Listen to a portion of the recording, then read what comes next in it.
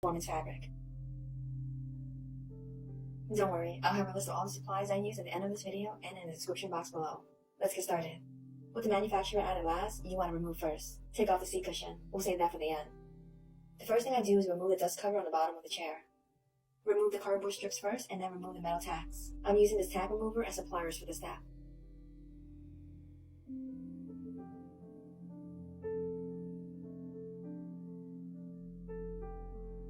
The piping around the edges come off too.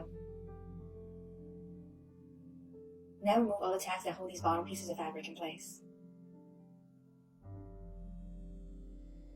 The first piece of fabric that comes off is the chair's back. Use a tack remover to pry the fabric away from the chair.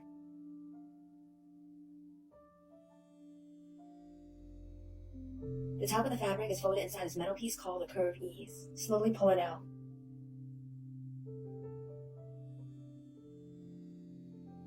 This whole back piece can now be taken off. Then remove the batting.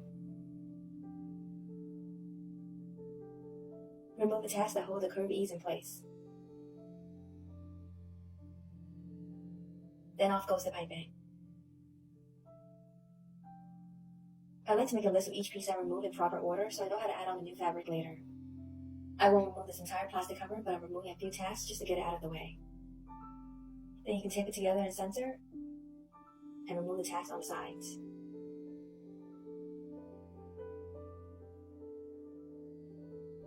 Then slowly start releasing the side fabric on the curved ease.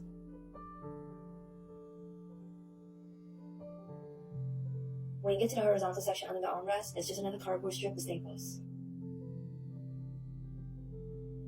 In front of that is a small section of curved ease. Do this on the other side of the chair as well. Remove the tacks that are holding the piping in place.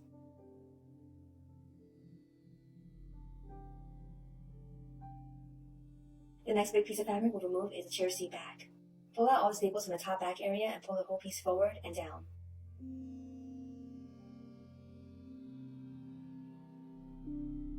The bottom of it is tucked through the crevice and stapled to the back, so let's take care of that. Pull the whole panel out. Next comes off the inside of the wings. These pieces are stapled all along the outer side of the wings. It's also stapled with the cardboard on the inside, right behind the armrest.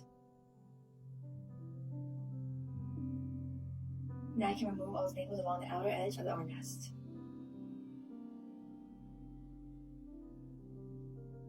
The bottom of the armrest fabric is stapled to the bottom of the chair side. To get to those tacks, move this plastic cover out of the way.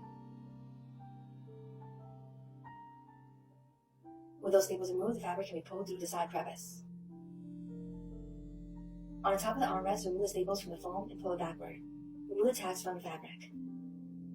As you can see, the armrest fabric comes off first, then the piping, then that peanut-shaped fabric on the armrest front. The last piece that needs to be removed is the seat bottom. It's attached with all these staples on the sides and back.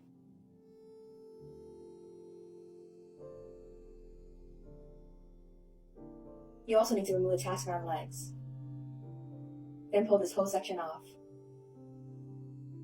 I marked the seams with a marker to help me sew the same shape on a new fabric. Rip the seams to separate the pink fabric from the cream lining. We'll save the cream lining to reuse. Now rip the seams to flatten out the pink fabric. Mark a center line halfway down the middle of the shape. I trace and cut out the shape on the new gray fabric.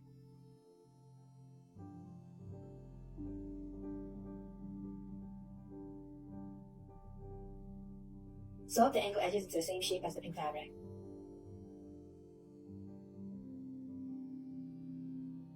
Do this on both sides. Sew the gray fabric to the cream lining.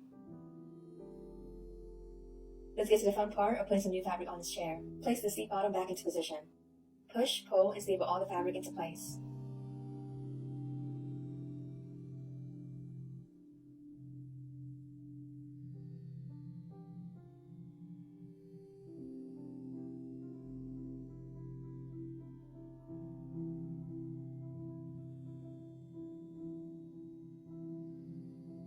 Next up are the armrest fronts. Cut out two peanut shapes that match the ones we removed. I just traced the pink pieces using them as a pattern.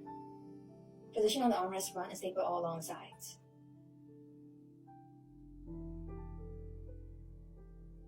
Do this for the other armrest. Now we need to add some piping around this area. We'll reuse the piping we took off the chair. Remove the white cord from inside the pink fabric. Cut some lengths of fabric that are 2 inches wide. If your fabric isn't long enough, sew some lengths together with right sides facing each other. Wrap the cord in the middle of the fabric and sew it in place.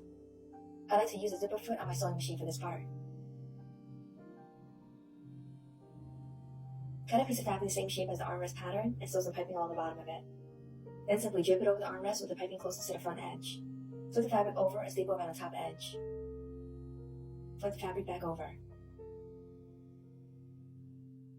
Add staples on the outside armrest and the inner fabric through the seat crevice. I'm basically doing the reverse of what I did when removing the pink fabric. For the inside wings, first move the back seat cushion and the batting out of the way.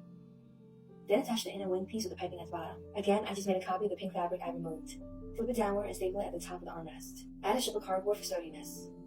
Pull the fabric back up and staple it around the outer sides.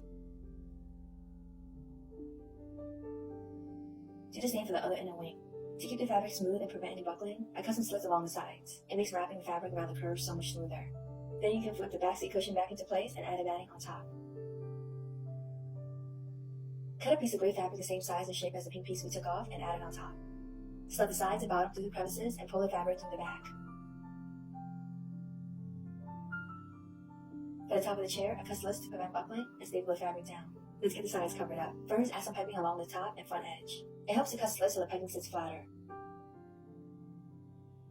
Once the piping is secure, it's time to put the curved ease back on. I've removed the metal from the original fabric and straightened it out with pliers. Go slow here so you don't accidentally hurt yourself. We'll be stapling the side with the hole to the chair and attaching the fabric to the side with the little teeth.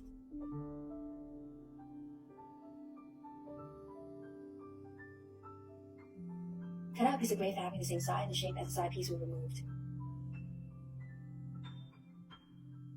Add the fabric inside the curved ease and fold the metal teeth over. I use a rubber mallet to hammer the metal together without damaging the fabric.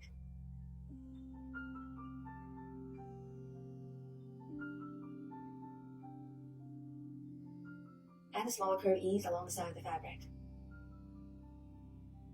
If the fabric is too long, mark where the curved ease starts and trim off the excess. Fold the fabric in and close the curved ease up.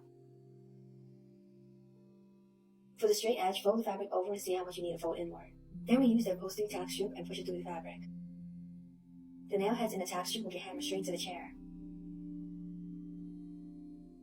Pull the remaining fabric downward and staple it to the bottom of the chair. We're almost done, guys. Onto the back of the chair. Remove the tape from the plastic cover and staple it back in place.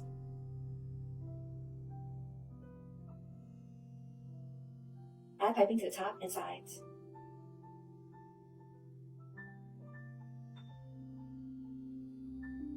Then staple the curved ease back on top. Staple the batting back on. Lastly, add on the big fabric panel. Tuck the top into the curved ease and hammer it in securely.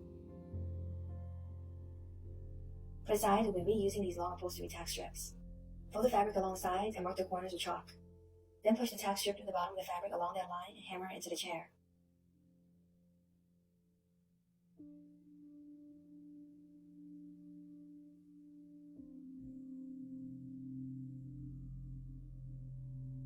For the bottom, cut around the legs and fold the excess fabric inward above the legs. The rest of the fabric is pulled taut and stapled downward into place. Add piping along the bottom edges. The piping is a bit too thick around the legs, so I add clips where the piping will wrap around the leg and cut off the extra fabric. Wrap it around and staple it in place.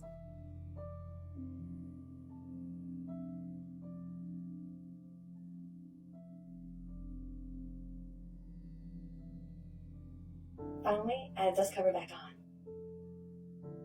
The last and final step is to recover this cushion. I simply remove the cover, trace all the pieces, and made an identical copy. This step is pretty simple if you used a sewing machine before. I won't go into too much detail here because cushions are pretty self-explanatory compared to the rest of the chair.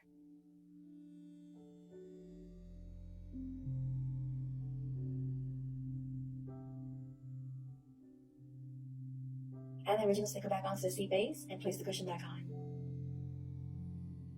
That's it, guys. We're all done. This wingback chair is fully reupholstered and looks way better than it did in the beginning. This project took me about 2 full weeks to complete. I hope you like this video, and if you try it out, please send me a picture. It's wonderful when we're able to repair and even improve some things that have thrown